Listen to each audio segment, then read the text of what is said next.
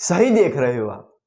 एक समय पे जो कंट्री वर्ल्ड लार्जेस्ट एक्सपोर्टर थी क्रूड ऑयल का, वो आज भिखारी बन चुकी।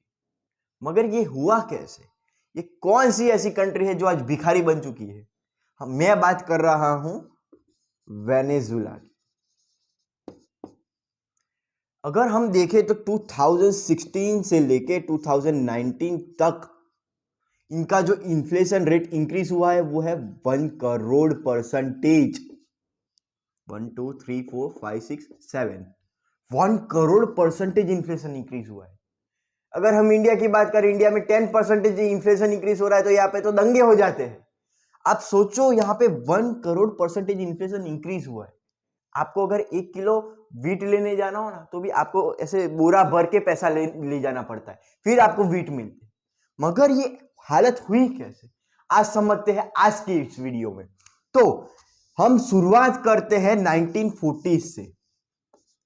1940 से 1970 तक ये जो कंट्री है वेनेजुला, ये सबसे ज्यादा ऑयल प्रोड्यूस करती थी और ये सबसे ज्यादा ऑयल को एक्सपोर्ट करती थी।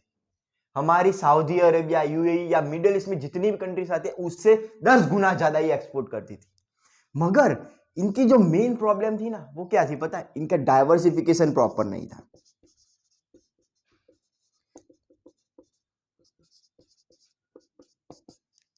डाइवर्सिफिकेशन प्रॉपर नहीं था मतलब कि क्या, इनका जो 90% रेवेन्यू था ना, वो क्रूड ऑयल से आता था। इसीलिए जब कभी भी क्रूड ऑयल की प्राइस इंक्रीज होती थी ना, इनको इकोनॉमी अच्छी होती थी। मगर जब कभी भी क्रूड ऑयल की प्राइस कम होती थी, इनकी इकोनॉमी खराब परफॉर्म करती थी। 1970s के समय जो गवर्नमेंट थी, उन्होंने इनिशिएटिव लिए डोमेस्टिक मैन्युफैक्चरिंग को ग्रोथ करने के लिए। उन्होंने क्या किया? सबसे पहले इंपोर्ट ड्यूटी इंक्रीज कर दी। अभी इंपोर्ट ड्यूटी इंक्रीज कर दी तो क्या, जो चीज वो इंपोर्ट करते थे, जो दूसरी कंट्री से मैन्युफैक्चर करा के, अभी वो जो कंट्री है उनको एक्सपेंसिव हो रही थी। तो वो क्या हुआ, उससे डोमेस्टिक ग्रोथ मिला, डोमेस्टिक प्रोडक्शन इंक्रीज हुआ, मैन्युफैक्चरिंग इंक्रीज हुआ। मगर ये 2 दिन की चांदनी थी, ये ज्यादा देर तक नहीं चली। इनका जो पैसा था, जो मनी था, क्रूड ऑयल से आ रहा था ना, वो मैन्युफैक्चरिंग यूनिट को एस्टेब्लिश करने में लगा रहे थे। मगर क्या हुआ, 1980s का जो समय आया, वो इनके लिए बहुत ही खराब और भयानक समय आया। तब क्रूड ऑयल की प्राइस क्रैश हो गई। इनसे जो क्रूड ऑयल का जो रेवेन्यू था, जो आ रहा था, वो कम होता चला गया और ये जो इनका डाइवर्सिफिकेशन का सपना था, वो चूर चूर हो गया। अब ये क्रूड ऑयल की प्राइस क्रैश हुई क्यों? तो इसके पीछे कुछ रीजन है। जो हमारा कोल्ड वॉर है रसिया और अमेरिका के बीच में, वो 1945 से 1991 तक चला था। मगर ये 1980s का जो समय था, तब कोल्ड वॉर थोड़ा शांत हो गया था, जिससे कि जो कोल्ड वॉर शांत हो गया, जिससे कि उनकी क्रूड ऑयल की डिमांड कम हो गई। क्रूड ऑयल की डिमांड कम हुई तो क्रूड ऑयल की प्राइस भी क्रैश हो गई। अभी क्या हुआ कि 1970 के समय, आपको पता होगा 1970 1974 के समय वियतनाम वॉर चल रहा था। जो यूएस और वियतनाम थी, वो झगड़ रहे थे, वॉर चल रहा था। तो अभी क्या, वॉर के लिए सबसे बड़ा इंपॉर्टेंट फैक्टर है क्रूड ऑयल।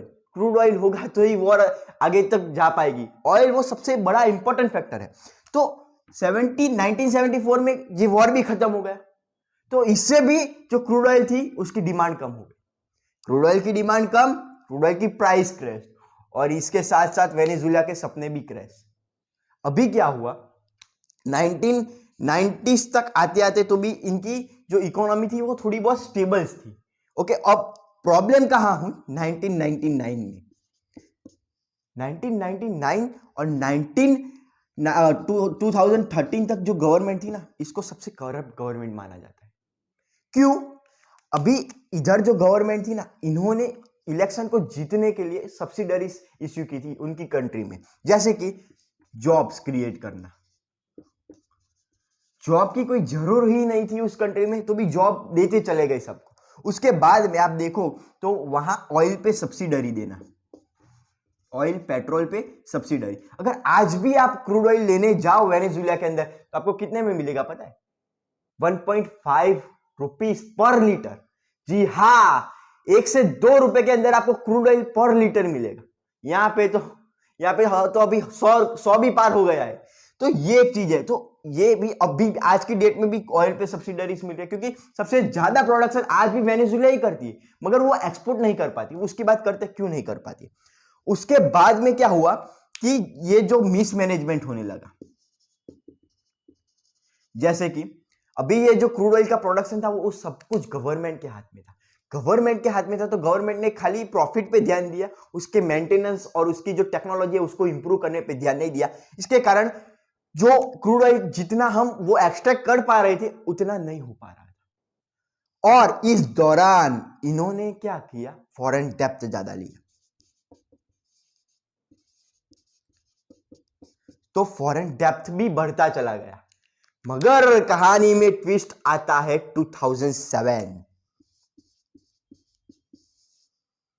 2007 के बाद क्या हुआ कि इनकी इकोनॉमी थोड़ी अच्छी परफॉर्म कर रही थी क्रूड ऑयल के कारण।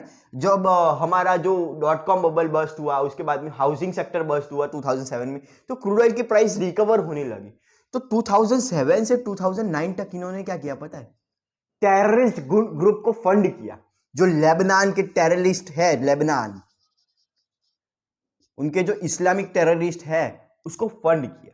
अभी उनको फंड किया ना, तो 2013 आते आते यूएस को पता चल गया कि ये तो टेररिस्ट को फंड कर रही है। तो यूरोपियन कंट्रीज और यूएस ने इस पे सैंक्शन लगा दी। अभी मजेदार बात ये है कि वेनेजुएला सबसे ज्यादा एक्सपोर्ट जो है ना क्रूड ऑयल का किसको कर रहा था पता है, यूएस और यूरोपियन कंट्रीज को। एक्सपोर्ट खत्म, क्यों खत्म देखते, क्यों इनको ही कर रहा था, क्यों इंडिया को नहीं कर रहा वेनेजुएला एक्सपोर्ट, ये भी देखते हैं। उनकी जियोग्राफिक लोकेशन को, जो हमारा वेनेजुएला है वो हमारा साउथ अमेरिका पे आया।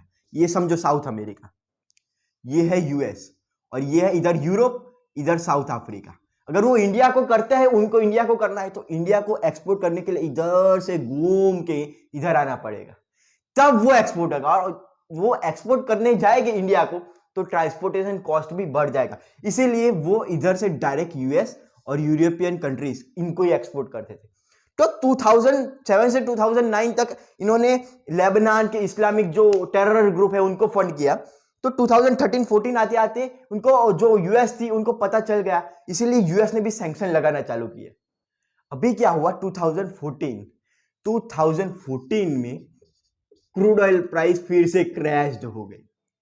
अभी क्या गवर्नमेंट तो चलो, इसके बाद 2014 में इनकी ही गवर्नमेंट आई, मगर लीडरशिप है ना वो चेंज हो गई।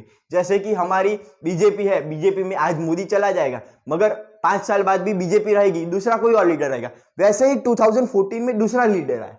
मगर प्रॉब्लम कहां हुई कि इन्होंने जो ये फ्रीबीज के नाम पे जो जॉब दिए थे, ऑयल दी थी सब्सिडरीज, वो भी इनको कॉस्ट बढ़ रहा, उनका भी इनको कॉस्ट पड़ रहा था। तो 2014 में ये एक तो सैंक्शन लगा यूएस ने, ऊपर से इनका एक्सपोर्ट खत्म हो गया, क्रूड ऑयल प्राइस क्रैश हो गई। तो ये फ्रीबीज देंगे कहां से, इनके पास पैसा ही नहीं आ रहा, तो मुफ्त में ये तेल, मुफ्त में ये जॉब कैसे बांटेंगे। तो इन्होंने क्या किया पता है, प्रिंटिंग मनी, ज्यादा से ज्यादा मनी को प्रिंट करना चालू किया। भी ज्यादा से ज्यादा प्रिंट करना चालू किया ना, तो इनका इन्फ्लेशन इंक्रीज हो गया।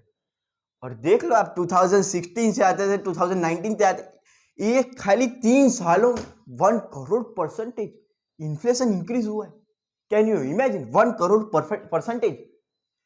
तो ये चीज है कि वेनेजुएला की जो भिखमंगी हालत के पीछे एक तो पॉलिटिकल इंस्टेबिलिटी, जो पॉलिटिकल जो मिसमैनेजमेंट, उसके बाद में क्रूड ऑयल की प्राइस जो फ्लक्चुएट होती है वो, और प्रॉपर डाइवर्सिफिकेशन ना होने के कारण एक कंट्री जो कि सबसे ज्यादा ऑयल को एक्सपोर्ट करती थी एक समय 1940s के समय, वो आज भिखारी बन गई है।